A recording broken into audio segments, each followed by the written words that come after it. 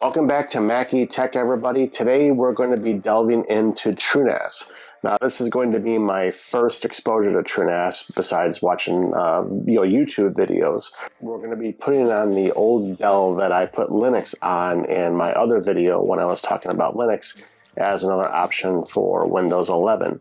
And I'm going to be linking that video in the description. It's actually a Dell Optiplex 7010, and it was released in 2016 if I'm not mistaken, and I'll make sure I correct that if that's not the case. But we're going to be going ahead and putting TrueNAS on that to see how we like it and if it's better than our current Synology platform. The machine does not have any NVMe ports, so we're going to be using this guy. It's an NVMe PCIe adapter that we're going to pop into the machine. And then we're going to be putting one of these HP NVMe drives. It's a 256. And then we're going to be putting two of these 240 gigabyte Kingston SSDs in a RAID configuration. First, we're going to install the hard drives and the NVMe adapter into the Dell, and then I'm going to walk through the installation and we'll go ahead and configure a pool. And then we'll go ahead and put some movies on there to see what the streaming experience is like. And this is going to be on a 1 gigabit LAN. This isn't going to be anything drastic. Again, this is my first exposure to TrueNAS. I haven't used it before, so what you're going to be seeing is what I'm going to be seeing for the first time. So it should be fun.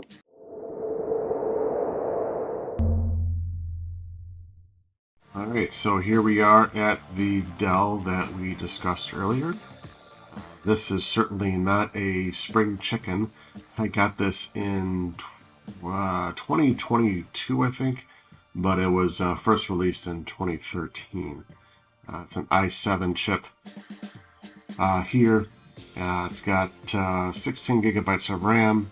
So this is our 1 terabyte drive that we're going to remove. Put that somewhere else for now. If I can get it out of the cage.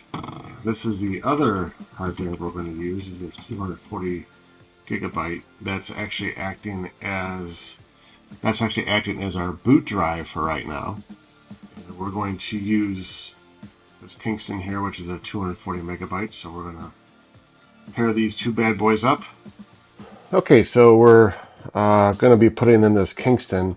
I don't have the caddy yet to install it, so we're just going to put it in like this, and then when I get the caddy in tomorrow or the next day, I'll go ahead and make sure that it's secure.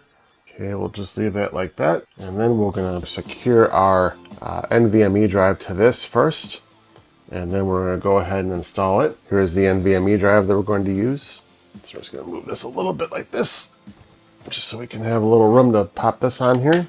Have our little heat sink, which is always nice. So let's go ahead and get this booted up now that it's installed. So we have the NVMe drive installed here. We have our two 240 gigabyte SATA SSDs. So we're going to power this on, see if we can get a boot, fix our BIOS to boot off of the USB drive that I'm currently flashing with the TrueNAS, and we'll go ahead and see if we can get into the TrueNAS setup.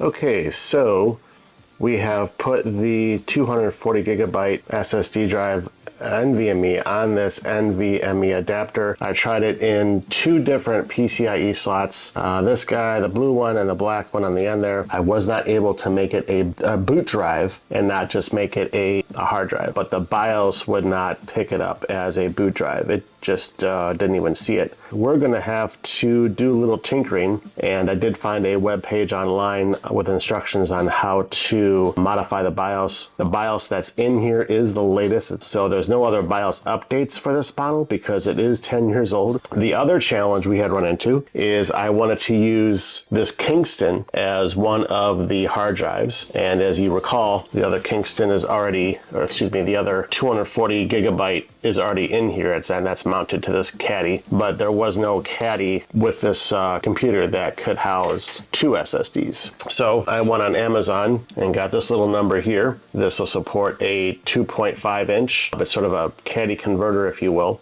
So I'm gonna pop this into here after putting in the hard drive, so we have both hard drives represented. And as I mentioned, we're gonna make sure we can boot off this NVMe. Okay, so as I had mentioned before, we need to get this BIOS tweaked and updated. So in order to do that, we have to put this Dell into service mode. And the way we do that is that you'll see a blue jumper right here. That's the password jumper. And right perpendicular to that, there is a service mode jumper that we're going to use. We're going to put a jumper over that to put this Dell into service mode. I am actually referencing an article I found online by a Paul Maruna that I will link in the description about how we're going to do this, but essentially we're going to put the Dell into service mode, and then we're going to override the BIOS and put in support for an NVMe drive. Okay, so I have tried many times to put this computer into service mode. As I had mentioned before,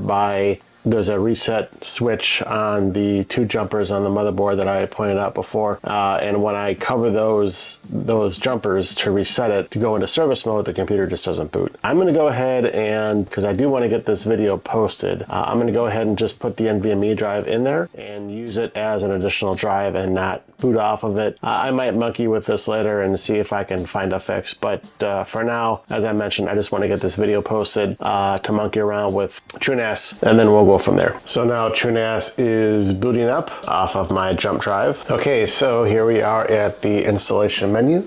So I'm gonna go down to install/upgrade, and we can see that the NVMe is here. NVD, that's it. It's an HP SSD. So TrueNAS picks it up, but the Dell just simply can't boot from it. So we're gonna go ahead and use this tech leaf here as our boot drive, because why not? Proceed with installation, yes. And we'll make a password. And we're gonna boot with UEFI, even though this computer is almost 10 years old, but UEFI should work. And yes, we're gonna create a swap file and let that go. Okay, TrueNAS has been installed, so we're gonna go ahead and reboot. Okay, so we are rebooting now for TrueNAS. Okay, we wanna make sure that our boot drive is selected, so we've done that. Apply that, exit. Okay, so we have rebooted, and if you can see at the bottom of the screen there, it does have an IP address of 192.168-1.1.140, which is fine. That's all we need. And we've already given it a root password.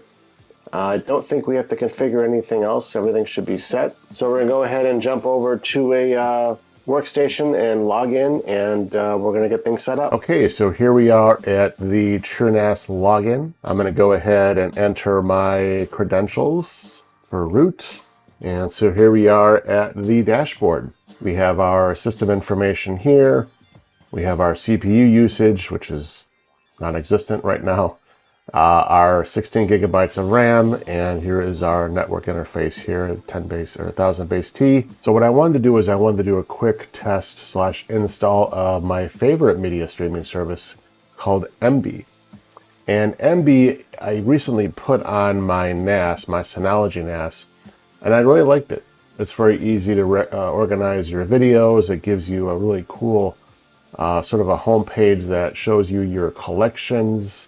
Like if you have movies that are in, have a lot of sequels, whatnot. I also use it for my home movies and for pictures and whatnot. So it's a neat little media package to use. So I wanted to use that on this TrueNAS, and what we're going to do first is we're going to create a data pool. So I'm going to go under storage here, click on pools, and we have no pools yet. So we'll go over here and click on add, and then we'll create a new pool.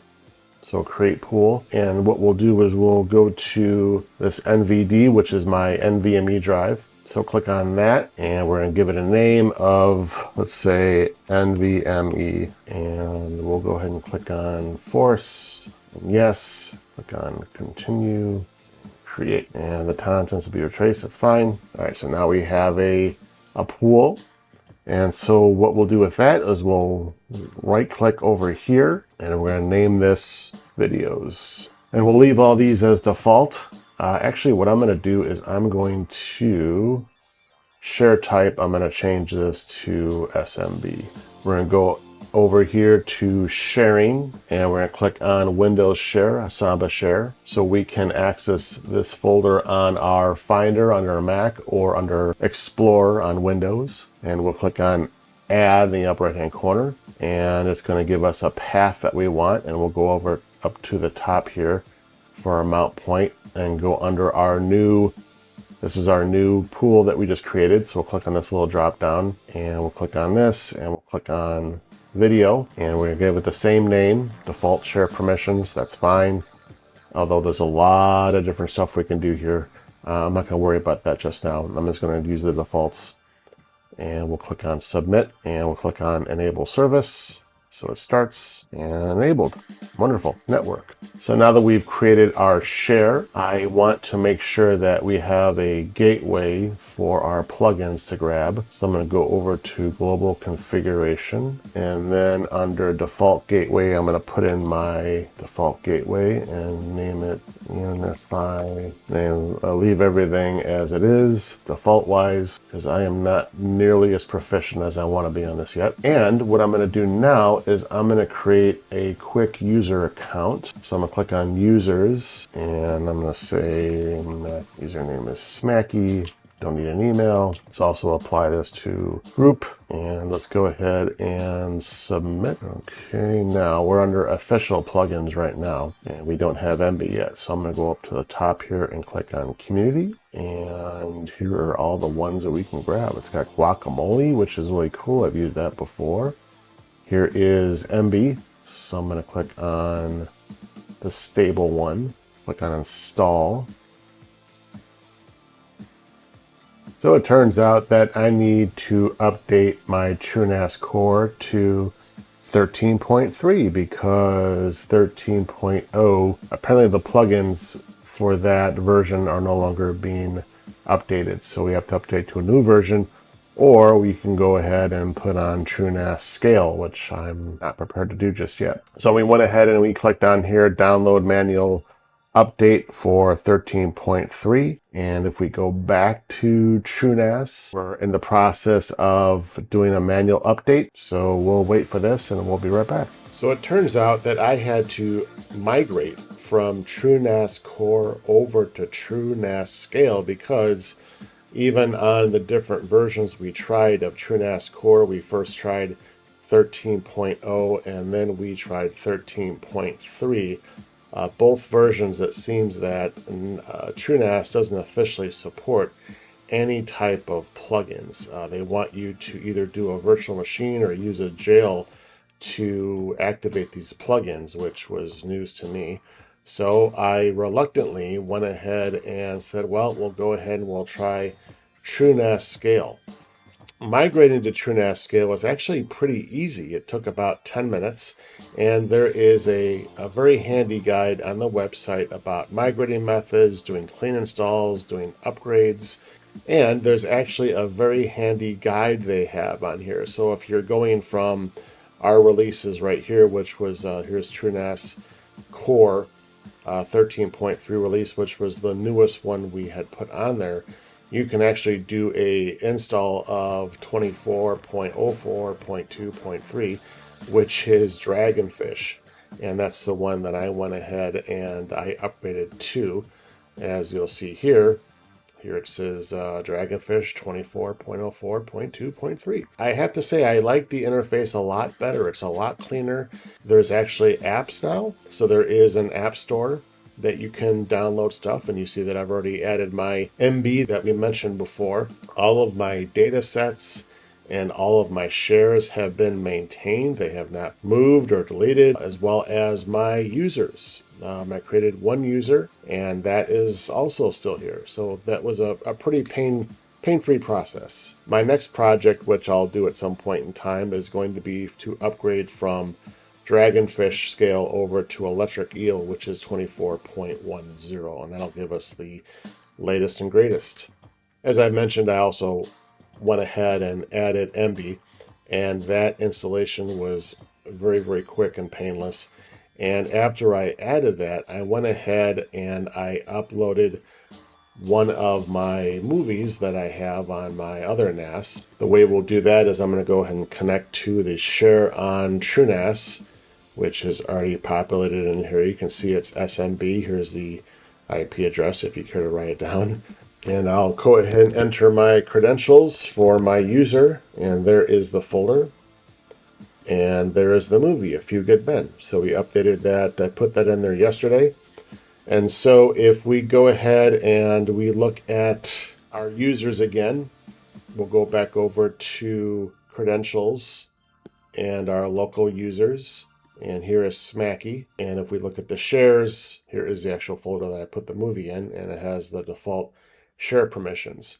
What I didn't know that I messed with quite a bit is I couldn't play the movie. And I was getting all these errors with respect to the media wasn't working or something like that. So what I need to do is go under the data sets and then click on the videos right here. And then I went under, this is the shared folder videos, and I had to go under permissions over here, click on that, and that allowed me to edit my ACL. And so under my name, I went ahead and I clicked on apply permissions recursively. And so it allowed me to apply permissions to the folder that's under videos, which is this folder here, Smacky, which was new to me. I didn't know that. I mean, I know I put the movie in here, but I didn't know that I need to also assign permissions to this specific folder that it put in there that is for that user, which is very odd to me. I don't know why it does that. As I mentioned, I'm very new to this, so I come from a Synology background, so it's a little weird. So let's get back to MB. So here we are under the MB server, and here is movies, and here is A Few Good Men, and I've already plugged in all the IMDb stuff in there, so it has the description and the cast and year and all that fun stuff. So yay, that's working. And I can jump to different chapters here. It's actually pretty quick. The evidence we got? I can't really play too much, but that is MB on TrueNAS. I know it took us a long time to get there, but I did want to kind of walk you through my challenges that I had on that. So that is going to wrap it up for today's TrueNAS experiment. I appreciate everybody's patience as I stumbled through my learning curve and trying to figure things out. We did get it up and running. We did get MB going, and we walked through a couple of permission settings and data sets and sharing options, as well as I mentioned, getting MB running on this Dell that we have over here. So it was a relatively good success. If you like this video and you want to see more videos like this, let me know in the comments. I would be interested if anybody out there is running TrueNAS. What's your preference? If you like Scale, if you like Core, if you're running one, what are you using it for? If you're not using TrueNAS, but you are using a NAS, I'd be curious to know which one you're using. So let me know in the comments, and please make sure to subscribe to Mackie Tech and like this video if you enjoyed it. And we will be seeing you again very soon. Thanks again for watching.